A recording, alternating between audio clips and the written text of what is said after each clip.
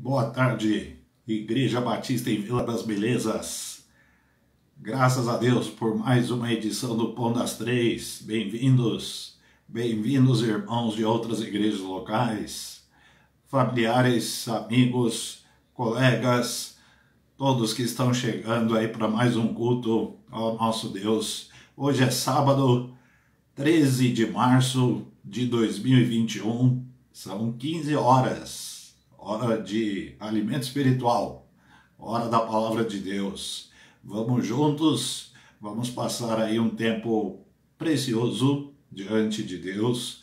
Esperamos que seja um tempo de edificação, de fortalecimento da nossa fé, fortalecimento espiritual por meio da Bíblia, por meio da palavra de Deus, a palavra inspirada pelo Espírito Santo, que nos foi dada por Cristo Jesus.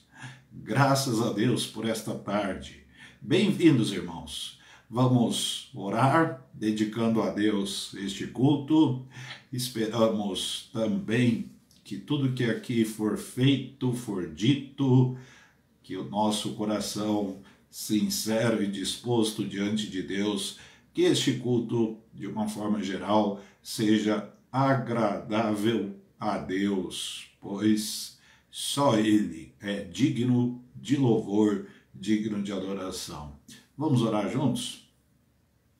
Nosso Deus, nós te agradecemos por mais uma edição do Pão das Três, te louvamos pela condição espiritual que desfrutamos em Cristo Jesus, pela liberdade que há em Cristo, liberdade que temos, que gozamos em Cristo Jesus, para te cultuar, para proclamar tua palavra, para comunhão contigo, por meio do Espírito, comunhão uns com os outros, comunhão com teu povo.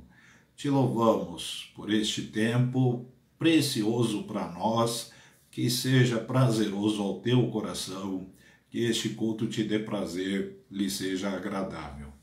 Pedimos estas bênçãos, confiados em Jesus Cristo. Amém. Em nada ponho a minha fé, senão na graça de Jesus. Um hino muito conhecido do nosso cantor cristão, hino 366 do nosso cantor cristão.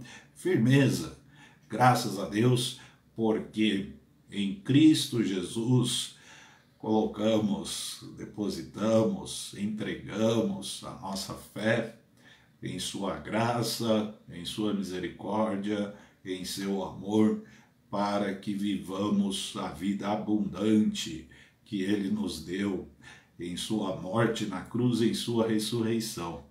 Todas estas verdades estão expressas neste hino lindíssimo. Vamos cantar juntos, é um hino com 4 estrofes.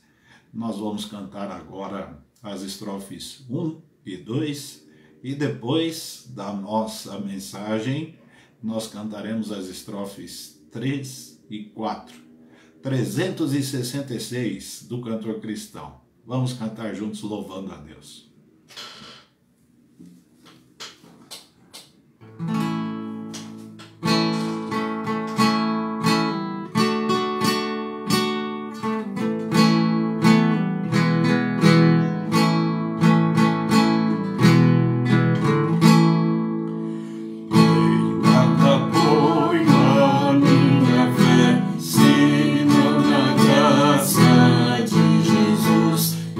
Sacrifício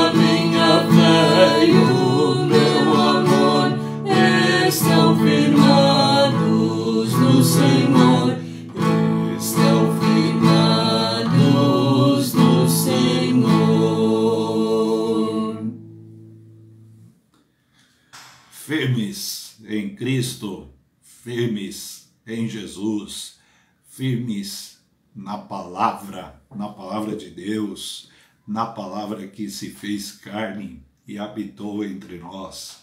Bendito seja o nosso Senhor Jesus Cristo, autor e consumador da nossa fé, por meio da fé na graça de Jesus. Temos plena salvação, temos plena satisfação. Exaltado, portanto, seja o nosso Deus. Vamos prosseguir com as considerações na carta de Paulo aos Gálatas. Já passamos pelo capítulo 1 e hoje vamos prosseguir.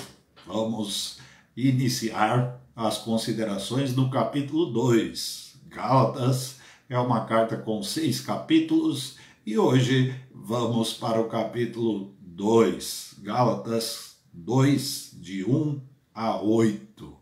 Gálatas capítulo 2, do versículo 1 ao versículo 8.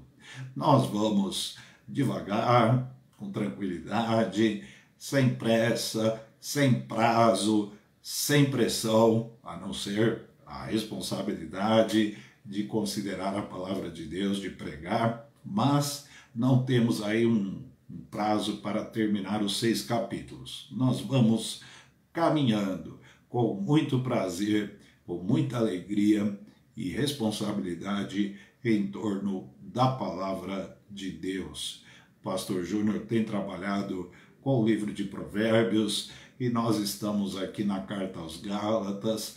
O pastor Israel, um tempo atrás, aí trabalhou os 22 capítulos de Apocalipse e tem trabalhado também o livro de Eclesiastes nos cultos de quarta-feira. Então, é assim, temos prazer, alegria e muita responsabilidade em considerar a palavra de Deus.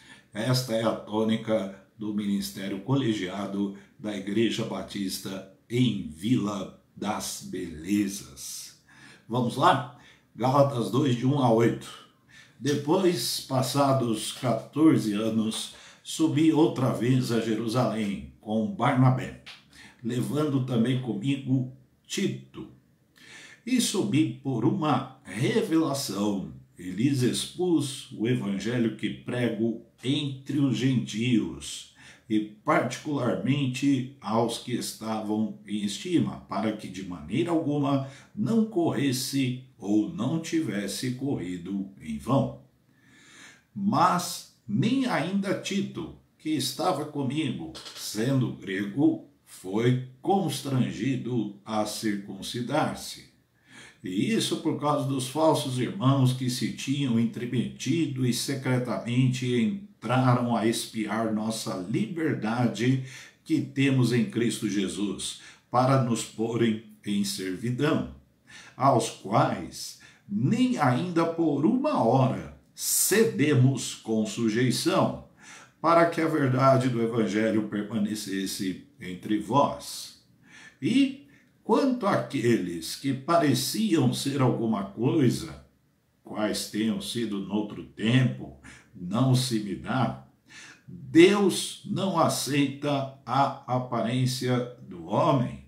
Esses, digo, que pareciam ser alguma coisa, nada me comunicaram. Versículo 7.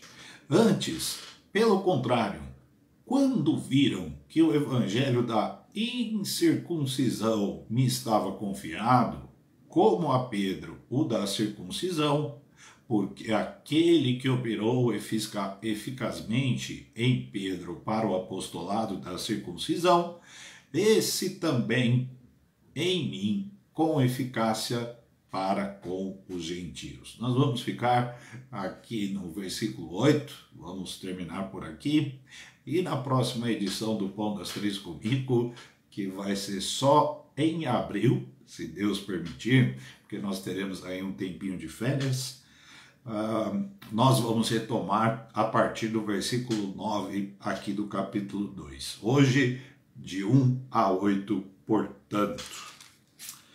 O apostolado de Paulo junto aos gentios, ou seja, junto aos não-judeus, foi seguido fielmente, a ponto de passar aí um bom tempo sem ir a Jerusalém.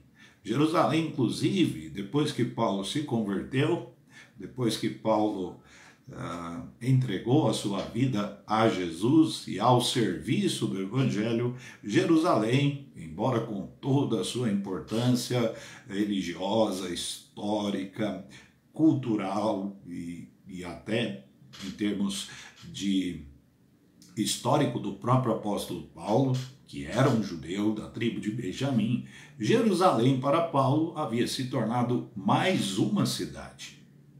Era uma cidade importante? Sim, mas Paulo estava tão envolvido com o seu ministério específico para com os gentios que Jerusalém tinha importância, mas não a importância que teve antes da sua conversão.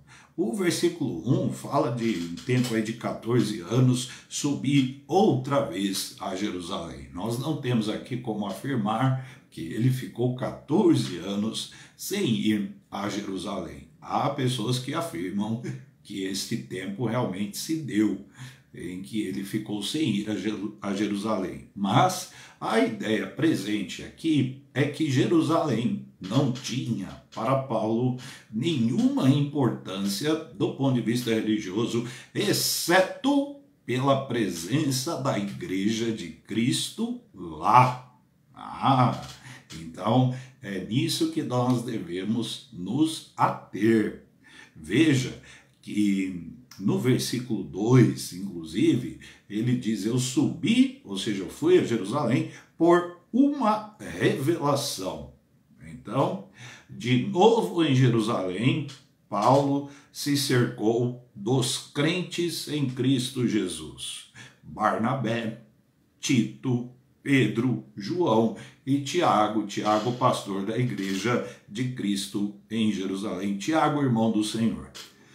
O que estava importando para Paulo quando ele ia a Jerusalém, ou quando ele se referia a Jerusalém, era o Evangelho, era o reino, era a igreja de Cristo, era o reino de Deus e do seu Cristo. Era isso que importava para Paulo quando ele ia ou quando ele se referia a Jerusalém.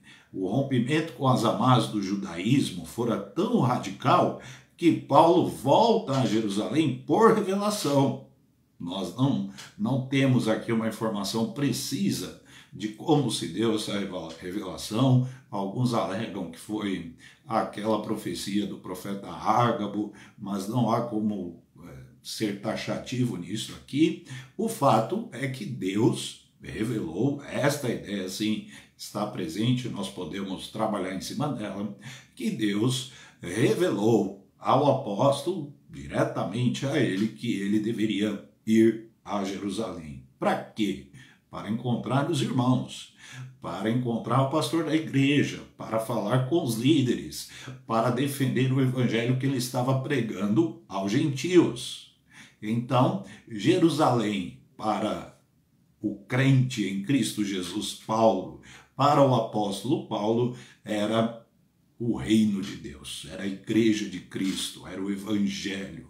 Esta era a Jerusalém que Paulo considerava, que Paulo queria trabalhar.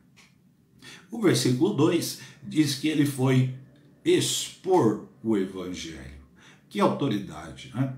Que idoneidade, que dignidade do apóstolo expor o evangelho. Sim, era servo do evangelho, era apóstolo de Cristo, era servo da igreja de Cristo Jesus em todos os lugares e não foi diferente quando chegou em Jerusalém. A expressão expus o evangelho da graça, o evangelho do senhorio de Cristo, o evangelho da liberdade em Cristo Jesus, que é o único evangelho que existe, o único evangelho que tem de ser exposto por pessoas como Paulo, por pessoas que entregam sua vida a Cristo. Só há um evangelho a ser pregado, um evangelho a ser exposto. Que evangelho nós temos exposto? Se é que o temos, que evangelho temos pregado, que evangelho temos vivido? Só há um evangelho para ser exposto, para ser pregado, defendido, quando for o caso, e para ser vivido. O evangelho da graça de Jesus, do senhorio de Jesus, da liberdade que temos, que gozamos em Cristo Jesus. Versículo 3. Mas nem ainda Tito, que estava comigo, sendo grego, foi constrangido a circuncidar-se ou obrigado a circuncidar-se. Nós sabemos que a igreja de Cristo na Galácia estava sob ataque de falsos irmãos judaizantes que queriam evocar práticas ritualísticas da antiga aliança e enxertá-las na graça de Jesus como sendo a condição sine qua non para a salvação, para a comunhão com Deus. E uma destas práticas era a circuncisão. A pergunta que nós devemos fazer, olhando esse versículo 3 de Gálatas capítulo 2, quem pode nos obrigar a alguma coisa que é contrária à mensagem do Evangelho? A circuncisão, ela teve o seu valor enquanto vigorou a antiga aliança. Ao que sabemos, a igreja foi concebida a partir da nova aliança. Então, qualquer coisa que seja à margem do evangelho, que esteja, ou que seja até mesmo contrária ao próprio evangelho, quem pode nos obrigar a praticar tais coisas? Quem pode, quem tem autoridade para nos fazer enredar por estas estradas? Nossa liberdade, ela não foi conquistada por nós não temos mérito nenhum, mas nossa liberdade foi outorgada por Cristo Jesus a preço de sangue, no caso, o seu sangue precioso, o sangue da nova aliança, o sangue da liberdade. Foi no sangue de Jesus Cristo que nós fomos resgatados de toda maldição, de todo pecado, de toda a impossibilidade nossa, inclusive, de fazer alguma coisa agradável para Deus. Mas a partir do sangue de Cristo, nós somos aceitos por Deus. A partir do sangue de Cristo, nós não somos obrigados a nada, exceto a fidelidade ao próprio Deus, a lealdade ao próprio Cristo e a sua palavra. Então, este versículo 3, ele é rico em significado. Nada e ninguém deve nos obrigar a fazer qualquer coisa que não seja preceituado pelo próprio Evangelho, que não seja preceituado pelo ensino de Cristo ratificado pelos apóstolos.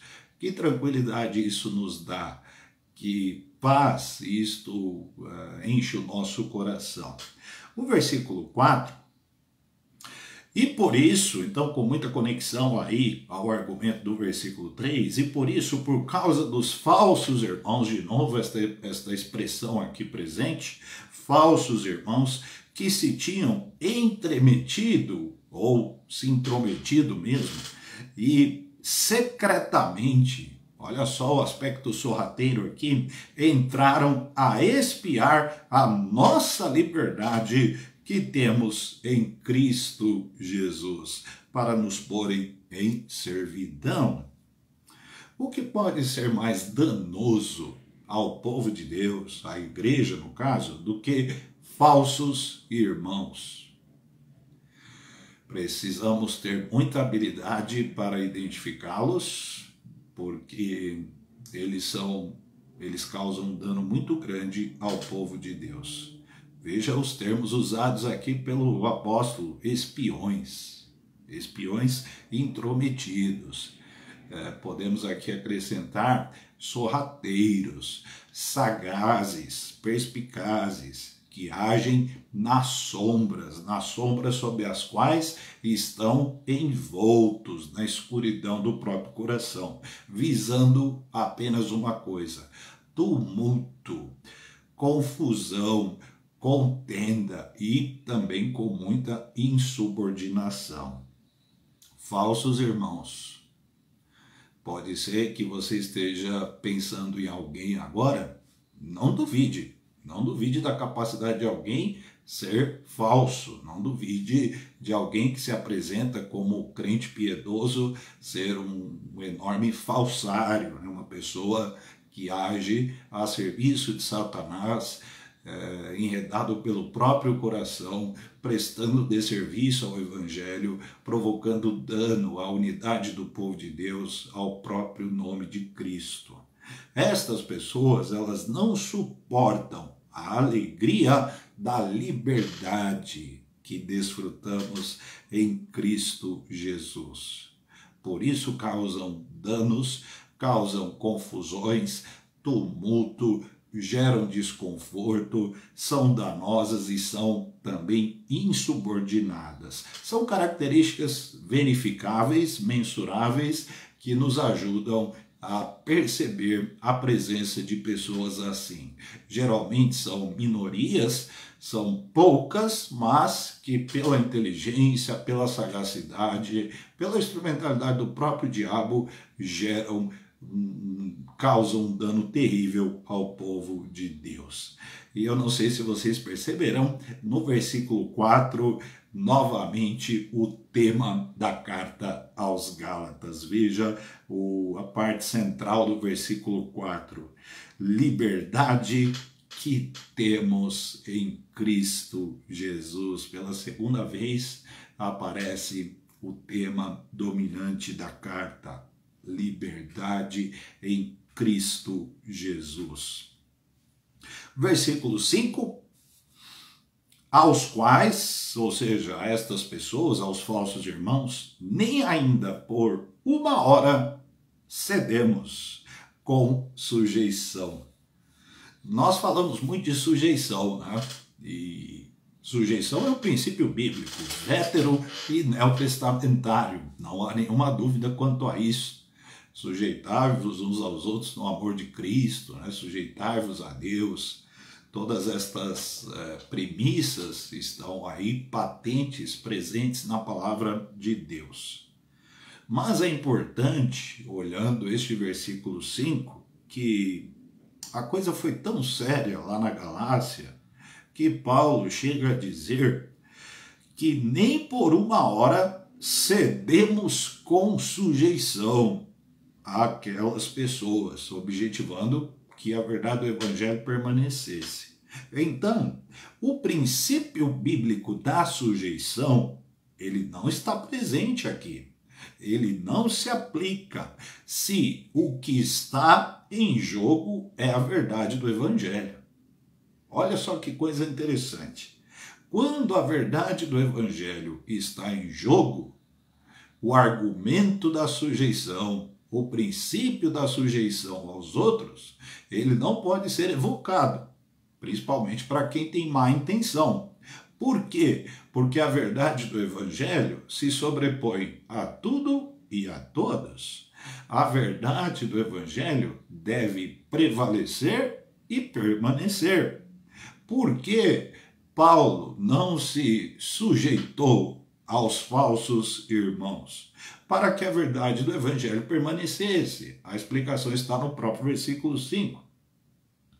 Significa que nós temos liberdade em Cristo Jesus para rejeitar, para não nos sujeitarmos, para repelir, para repreender.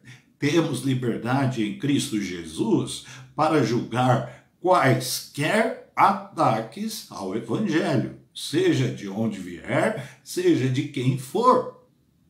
Quando o que está em jogo é a mensagem do Evangelho, a essência do Evangelho, e era o caso, por quê?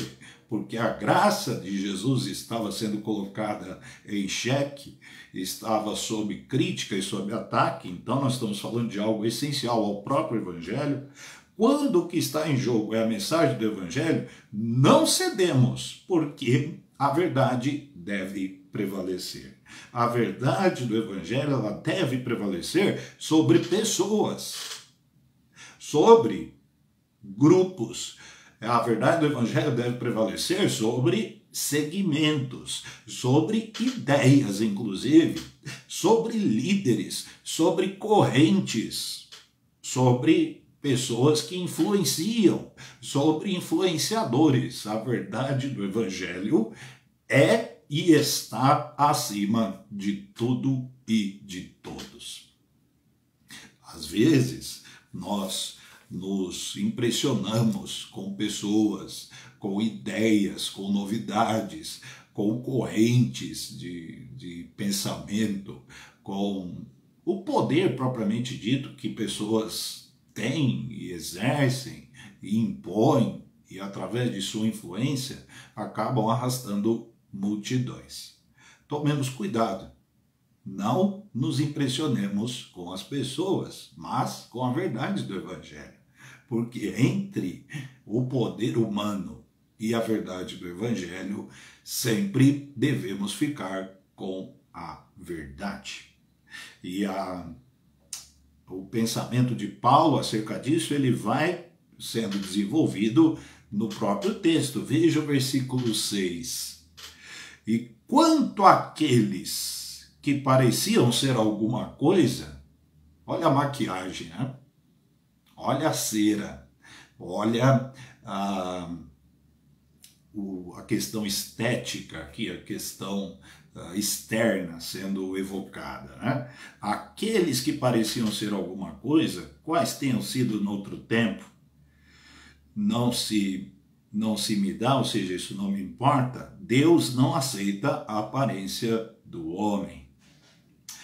Como dissimulam os que geram tumulto?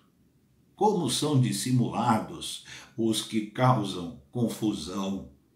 Como são hipócritas, né?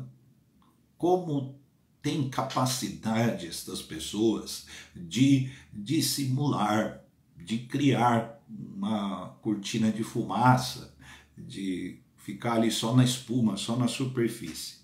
Inclusive vestidos de muita arrogância. Eles pairam, né? Como que flanando aí sobre os réis mortais, se julgando intangíveis, né? Inalcançáveis, como que vivendo aí num mundo deles mesmos, e as outras pessoas tendo de viver em função delas, estando à disposição delas e tendo que acatar suas ideias, seus pensamentos. E Paulo evoca um princípio do Antigo Testamento para refutá-los, para rejeitá-los. Qual o princípio? Deus não aceita a aparência do homem. Ainda bem, graças a Deus. Não nos impressionemos com as pessoas. Deus não se impressiona com a estética, com a forma, né? Nós muitas vezes somos enganados, Deus não. Nós muitas vezes nos impressionamos com pessoas que são falsas, que são mentirosas, que estão a serviço do próprio coração enganoso e a serviço do diabo. Deus não. Deus não se deixa levar por isso. A igreja precisa tomar muito cuidado para não se encantar com pessoas habilidosas. Sim, essas pessoas elas têm muita habilidade. A igreja não pode se encantar com pessoas cheias de retórica e estéticas sofisticadas. Sim, geralmente estes são cheios de retórica e cheios de sofisticação. Por isso encantam. Por isso, e a palavra encantar aqui ela tem esse sentido mesmo de ludibriar, de enganar, de enredar as pessoas para um caminho mau. Paulo chama estas pessoas de falsos irmãos. As aparências, elas enganam. Tomemos cuidado. O coração humano engana. O evangelho não engana. Se as pessoas podem enganar, se o coração humano pode enganar, o diabo é enganador por natureza, o evangelho não engana. A verdade do evangelho, ela ilumina, ela esclarece, ela traz todas as coisas à tona. Os que geram tumulto são inteligentes e astutos. Cuidado, cuidado com as pessoas com as quais nós nos relacionamos. Dentro da igreja, inclusive, é muito triste dizer isso, mas é o que aconteceu lá com a Igreja de Cristo na Galácia, aconteceu em Colossos, aconteceu em Corinto, perdão, e acontece em todos os lugares onde há pessoas. Então sejamos seletivos, né? Percebamos quando alguém está querendo se sobrepor, se projetar, fazer a sua ideia valer a todo custo, quando a motivação não é o próprio Evangelho, não é a verdade do Evangelho, não é a glória de Deus, mas a motivação é uma ideia da pessoa, quando ela é provida aí de muita vaidade, quer fazer valer um plano, uma corrente de pensamento. A gente precisa tomar cuidado, porque essas pessoas são inteligentes, são sorrateiras, são astutas, elas dissimulam, criam cenários, criam cortina de fumaça para desviar o foco do que é essencial e querem adoração para si, querem que suas ideias sejam seguidas a ferro e fogo. Sabe o que Paulo, e é claro a palavra de Deus, tem a dizer sobre isso? Tudo isso precisa ser rejeitado, precisa ser repelido, porque Deus não se deixa levar por estas coisas. Deus não se encanta com a aparência dos homens. Deus conhece tais pessoas e a igreja, por sua vez, tem o dever de percebê-los. Então não vamos usar aqui um argumento falso de que essas pessoas são imperceptíveis, então a gente não sabe onde elas estão. Nós sabemos. Não foi Jesus quem disse que pelo fruto as pessoas são conhecidas? Nós sabemos pela conversa, nós sabemos pelas ideias. Então, se Deus rejeita tais pessoas, nós devemos fazê-lo. E é dever, sim, da igreja, e aí principalmente dos pastores, dos líderes, como foi o caso de Paulo, o apóstolo de Cristo, para os Gálatas. É nosso dever perceber tais pessoas, rejeitar tais pessoas e expulsar tais pessoas. Então, quando a igreja, muitas vezes na sua inocência, na sua ingenuidade, questiona porque alguém, porque um grupo está sendo aí deixado de lado, será que não é a verdade do Evangelho que está em jogo e nós, pastores e líderes, precisamos tomar decisões firmes e duras para eventualmente colocar alguém de escanteio ou até mesmo expulsar do nosso meio?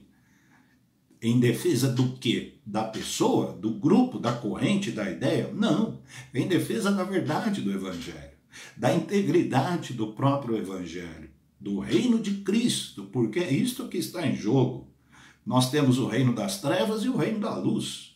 E o reino da luz tem os seus princípios que precisam ser mantidos, defendidos e precisam prevalecer sobre grupos, ideias, pessoas e quaisquer outras coisas. Bom, fica aí então o ensinamento muito importante para que a igreja seja madura e capaz de perceber quando algo coloca em xeque, em jogo, a verdade do Evangelho. Algo ou alguém, uma ideia, as ideias não nascem nas árvores, elas nascem no coração das pessoas. As ideias, as correntes de pensamento, elas não brotam do oceano, elas vêm da inteligência, da sagacidade, da perspicácia humana. Veja, o que essas pessoas têm a ver com o Evangelho? Nada. Olha o finalzinho do versículo 7, do versículo 6, perdão. Esses, digo, que pareciam ser alguma coisa, porque sempre parecem, sempre se projetam como tais, sempre se colocam em voga, né, na vanguarda, ali, querendo projeção, querendo holofote, vejam, nada me comunicaram, porque nada tem a ver com o Evangelho, e o que não tem a ver com o Evangelho não tem a ver conosco. O que não tem a ver com o Evangelho não tem a ver com a igreja. Nada me comunicaram. O que as pessoas têm a ver com o reino de Deus? Nada. São falsos irmãos. São pessoas que tumultuam e que causam muito dano. Vamos para o versículo 8.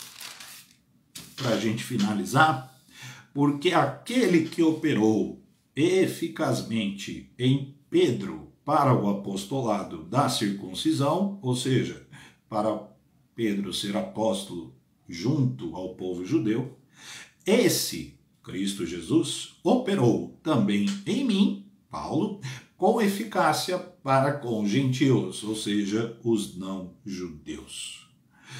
Paulo e Pedro estavam no mesmo nível. Dois apóstolos. O mesmo Jesus comissionou tanto um quanto o outro. É provável, e isto é perceptível nos textos lidos, sobretudo o livro de Atos e as cartas de Paulo, é provável que a igreja em Jerusalém, uma igreja de cunho histórico, cultural e até religioso judaico, é provável que a igreja em Jerusalém, que era pastoreada pelo irmão de Jesus, Tiago, tinha predileção por Pedro, por razões naturais e compreensíveis. Pedro havia sido apóstolo do grupo ali dos 12, do colégio apostólico instituído por Jesus. Pedro veio antes de Paulo. Pedro era o apóstolo de Cristo para os judeus, pastor das ovelhas de Jesus em Jerusalém. Bom, então, natural que a igreja em Jerusalém tivesse predileção por Pedro. Porém, a influência que a igreja de Jerusalém exercia e envolvida aí com questões judaicas, com seu histórico, sobre as demais igrejas, as igrejas dos gentios, por exemplo, gerava certos inconvenientes. E isto está presente na carta aos Gálatas. Será que nós devemos tomar cuidado com predileções? No reino de Deus, todos servem o mesmo Senhor e o mesmo Evangelho. Inclusive, aos coríntios, há uma questão aí dessa natureza também. Alguns achavam que era de Paulo, outros de Pedro, outros de Apolo, outros de Cristo. Isto é muito perigoso. Quando se trata de serviço cristão piedoso e digno, e no caso de Pedro, no caso de Paulo, no caso de Tiago, no caso de João, é disso que se trata, serviço cristão piedoso digno, executado, efetuado em nome de Jesus, para a glória de Deus. Quem é glorificado? É o nome do Senhor. Quem é edificada? É a igreja do Senhor. E é isso que importa. Deus não se deixa levar pela aparência, mas tem prazer no coração contrito e puro, no coração sincero, arrependido e cheio de humildade, no coração reto, portanto. Então, nós devemos tomar cuidado com predileções, com preferências, porque se há alguma coisa para nós termos predileção ou preferência, é o próprio Evangelho. E às vezes nós confundimos o serviço com a pessoa. Nós confundimos o Evangelho com a pessoa. O Evangelho não pode ser confundido com as pessoas. O Evangelho é Cristo. Nós todos estamos a serviço do Evangelho. Seja Paulo, seja Pedro, seja eu, seja você, seja quem for. Quem deve aparecer é Cristo. Quem deve prevalecer é o próprio Cristo, ou a verdade do Evangelho de Cristo que deve prevalecer sobre grupos, sobre pessoas, sobre quem trabalha, sobre quem influencia.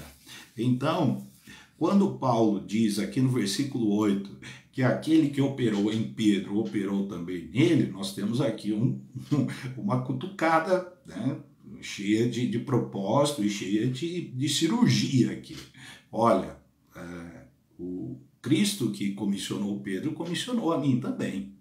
E ambos estavam revestidos da mesma autoridade apostólica para que o evangelho prevalecesse.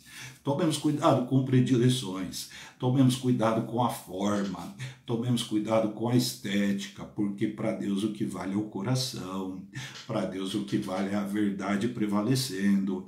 Cuidado, tomemos cuidado com pessoas que se apresentam com uma cortina aí de fumaça, cheios de intenções que são discutíveis e que se apresentam com muita eloquência, muita retórica, muita inteligência, querendo fazer valer suas ideias. Tomemos cuidado com isso também. Irmãos, acredito que para esta tarde que poderíamos trabalhar em cima desta passagem é isso. Que Deus abençoe a vida de cada um de vocês, que Deus nos abençoe como povo de Deus, como igreja de Cristo, e nós vamos cantar as estrofes 3 e 4 do hino 366, firmeza, a minha fé e o meu amor estão firmados no Senhor, estão firmados no Senhor. Graças a Deus pela salvação que é pela graça por meio da fé e nada mais. A isto toda a nossa lealdade, toda a nossa devoção, todo o nosso serviço piedoso, digno e sincero. Amém? Vamos cantar pensando nisso?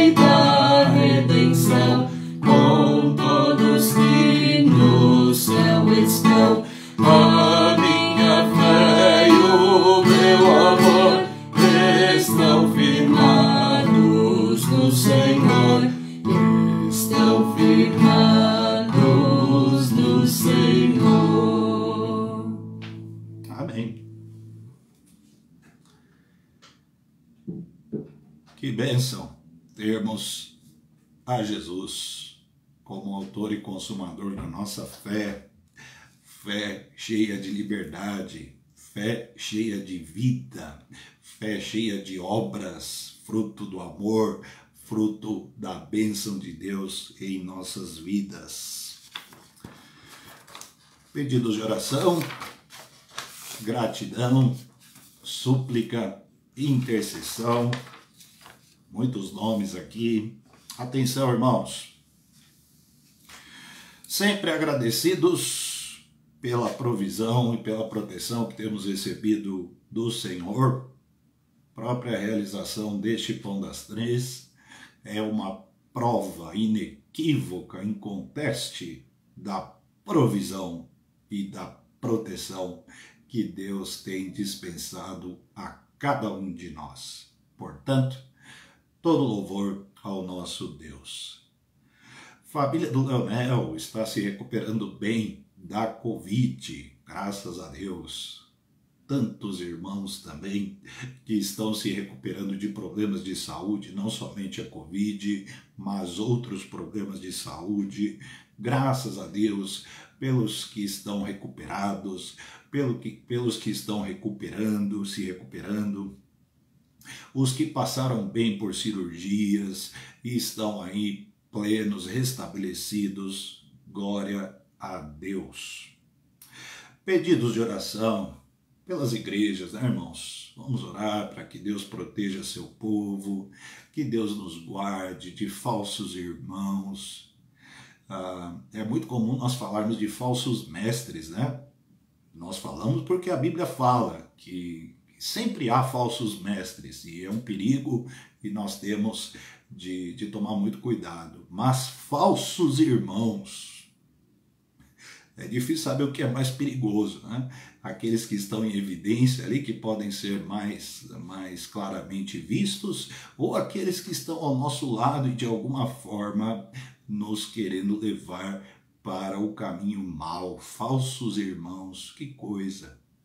Que Deus nos guarde, que Deus abençoe as igrejas, que Deus abençoe os pastores, que tem que olhar o rebanho, que tem de perceber, tem de estar aí com os olhos e ouvidos atentos, o coração sensível, muita comunhão com Deus, muita comunhão com a palavra por meio do Espírito Santo, com muita percepção aguçada. Os pastores têm de ter percepção aguçada, discernimento, alerta, aí a antena, o radar constantemente ligado para perceber as coisas. Que Deus abençoe nossos pastores, os pastores do povo de Deus, os pastores do rebanho, pastores segundo o coração de Deus. Que Deus abençoe os missionários. Nossa igreja está em campanha de missões mundiais. Que Deus abençoe os missionários batistas brasileiros em 85 países esparramados por 5 continentes.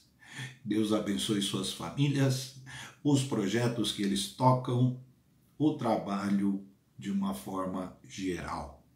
Que a oferta levantada, chamada oferta especial, que a nossa igreja vai entregar nesse mês de março, que a oferta levantada seja suficiente para dar conta do sustento dos missionários e também dos projetos que necessitam de recurso.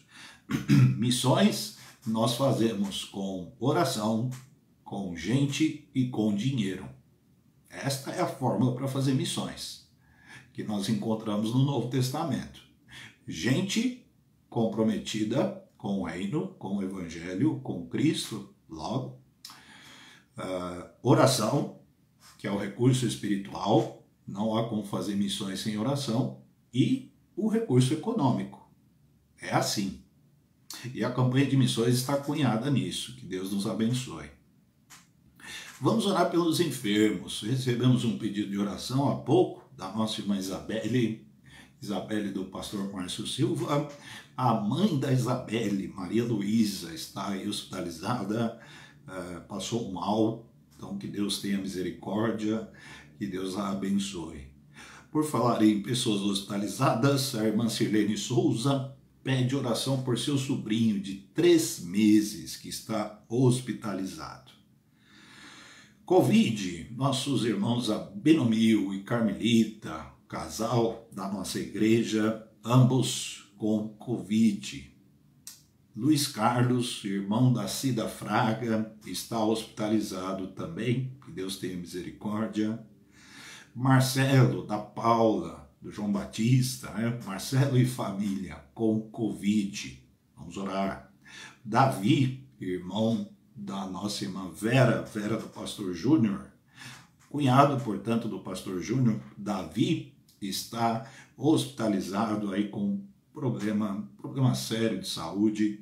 Que Deus tenha misericórdia dele, que Deus abençoe a família da Vera. É um pedido de oração por um rapaz chamado Ricardo. Ele é amigo da família do Johnny Andrade. O Johnny mandou esse pedido de oração ontem no grupo dos homens. Oremos pelo Ricardo, está doente. Ana Lúcia, temos orado por ela já há um bom tempo. Está aí com um quadro bem complexo, bem delicado em relação à Covid-19. Ana Lúcia é sobrinha da nossa irmã Ruth Lopes. Ana Lúcia já foi da nossa igreja. A irmã Luzia, também com Covid, está se recuperando em casa, está caminhando bem, mas ainda afastada. Que Deus tenha misericórdia da irmã Luzia e da sua família. A mãe da Edijaci, Dona Alzira, está hospitalizada. oremos por ela. Oremos pelo pastor Josias, irmãos, nosso pastor missionário conveniado, responsável pela missão batista em Aracaju, nossa missão em Aracaju.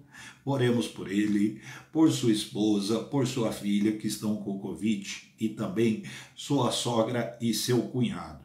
Praticamente aí a família do pastor Josias passando por um tempo muito difícil, de muita prova, que Deus tenha misericórdia. Sempre em oração pela Tata, Gabriel Santana, Wilson, Irailda, irmãos nossos aí que têm desafios permanentes na área da saúde, né? Jusilene, filha da nossa irmã Zuleide, aguarda ansiosamente por uma cirurgia. Seu estado de saúde ele é complexo, o problema de saúde, perdão, é um problema complexo. Que Deus tenha misericórdia da Jusilene. O mesmo se aplica ao Tilson, primo da Kátia, que vem lutando bastante aí contra uma enfermidade. Que Deus tenha misericórdia dele, da família da Kátia. Luiz Dantas também, uma doença grave que o Luizão tem e conta com as orações da igreja, está aguardando uma cirurgia. Misericórdia, Deus, do Luiz. Juliano, a Lidiane, semana passada sofreu um grave acidente de moto, não corre risco de perder a vida, graças a Deus. Já passou por uma cirurgia, mas ainda aguarda outras cirurgias. Foi muito complexo aí o tratamento com o Juliano em decorrência do acidente de moto. Que Deus abençoe a Lidiane, o JJ e a família do Juliano. Há pessoas que estão aí com sintomas da Covid, estão realizando exames e estão apreensivas. Que Deus tenha misericórdia também. Não é fácil, né, irmãos? E vamos orar pelos demais enfermos. Sempre nos lembrando de famílias enlutadas e também nos lembrando de desempregados. Nós temos conhecimento de alguns, são poucos, é verdade, mas alguns irmãos da nossa igreja que estão aí na luta por um trabalho, por um emprego. Que Deus abençoe. Você e eu sempre conhecemos alguém que precisa de oração também nesse sentido. Oremos. E vamos orar, né, irmãos, pelos profissionais de serviços essenciais e pelas autoridades públicas da área da saúde. São esses os pedidos de oração e também a gratidão que temos no coração apresentados todos a Deus. Vamos orar juntos? Nosso Deus, nós te agradecemos pelo Evangelho, o Santo Evangelho que nos salvou, o Evangelho de Cristo, a verdade de Cristo, a palavra de Cristo que habita em nosso coração. Te louvamos, Pai, que sejamos sensíveis ao Evangelho, que sejamos sensíveis à voz do Espírito que nos guia a toda a verdade. Te agradecemos pela palavra do Senhor nesta tarde. Te louvamos pela Igreja da Vila, que existe, vive e trabalha para a pregação do Evangelho. Glória ao teu nome, que esta igreja permaneça firme, inabalável e não ceda em nenhuma hipótese a quaisquer aventuras, a quaisquer coisas que sejam marginais à tua palavra. Tenhas misericórdia de nós, nos proteja de falsos irmãos, nos proteja dos falsos mestres. Senhor Deus, te agradecemos pela família do Leonel, que está recuperando bem da Covid, pelos demais irmãos que estão sendo tratados, que já se recuperaram ou que estão se recuperando, seja da Covid ou seja de outra enfermidade. Pedimos a tua bênção sobre todos estes nomes aqui citados, com graus diferentes de enfermidade, com dificuldades, muita limitação, esperando cirurgia, tratamento, os que estão hospitalizados, aguardando voltar para casa, os que estão se tratando em casa. Deus, que o Senhor tenha misericórdia. O Senhor é Deus que pode curar, que pode reverter qualquer quadro, tem poder sobre toda enfermidade, não temos nenhuma dúvida quanto a isso. Descansamos na tua soberania, na força do teu poder, na tua vontade livre e soberana. Portanto, Senhor, que em nome de Jesus o Senhor ouça a nossa súplica, o nosso clamor. Pedimos a tua bênção sobre os enfermos, sobre os enlutados, sobre idosos, os que têm aí padecido com muitas limitações. Tua bênção sobre os que estão procurando emprego, mesmo em meio a um cenário difícil em que nos encontramos. O Senhor é Deus sobre esta situação também. Pedimos a tua proteção sobre os profissionais de serviços essenciais, os que trabalham na área da saúde e também tua direção sobre nossas autoridades na esfera federal, na esfera estadual e na esfera municipal. Abençoe nossos líderes, nossas autoridades públicas, sobretudo os responsáveis diretos pela saúde pública. Misericórdia, Deus. Te louvamos por esta tarde, pela presença do teu povo neste Pão das Três. Que o Senhor abençoe a cada um, irmãos da vila, irmãos de outras igrejas e amigos e familiares nossos que deste pão participam. Graças te damos em nome de Jesus. Amém. Irmãos e amigos que estão conosco, hoje às 6 horas da tarde, daqui a pouquinho, às 18 horas, no canal da Igreja Batista em Vila das Belezas, no YouTube, atenção, no YouTube, teremos um encontro do Ministério Infantil. Eu recomendo que todos participem desse encontro. É o culto das crianças, o culto do Ministério Infantil da nossa igreja. É um vídeo gravado que foi preparado há um tempo e que está à disposição da nossa igreja para a edificação das crianças e nossa também, é claro. Hoje às 18 horas, portanto, encontro do Ministério Infantil no IBVB YouTube. Amanhã, atenção, amanhã domingo, nossos cultos às 10h30 e às 19 horas, também pelo canal da nossa igreja no YouTube. Todos estão convidados, vamos cultuar a Deus. Todo culto a Deus é devido, pois Ele é digno de ser adorado e digno de ser amado, servido e buscado. E queremos fazer isso através dos nossos cultos também. Pão das Três retorna na segunda-feira, aqui na nossa página no Facebook, às 15 horas, com o pastor Júnior.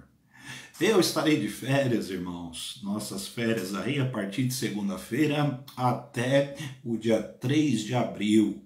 Retomamos as atividades na igreja no dia 4 de abril, se Deus permitir. Então, a partir de segunda, amanhã, estaremos juntos ainda aí, se Deus permitir, nos cultos, né? Pastor Júnior pela manhã e eu no culto da noite. E na segunda-feira, terei aí um tempo de descanso com a família, um tempo de férias, até o dia 3 de abril. O pastor Israel está retornando das férias na terça-feira. Terça-feira, dia 16, ele retorna de suas férias. Que Deus abençoe a todos nós. Até daqui a pouco no encontro do Ministério Infantil. Deus nos abençoe.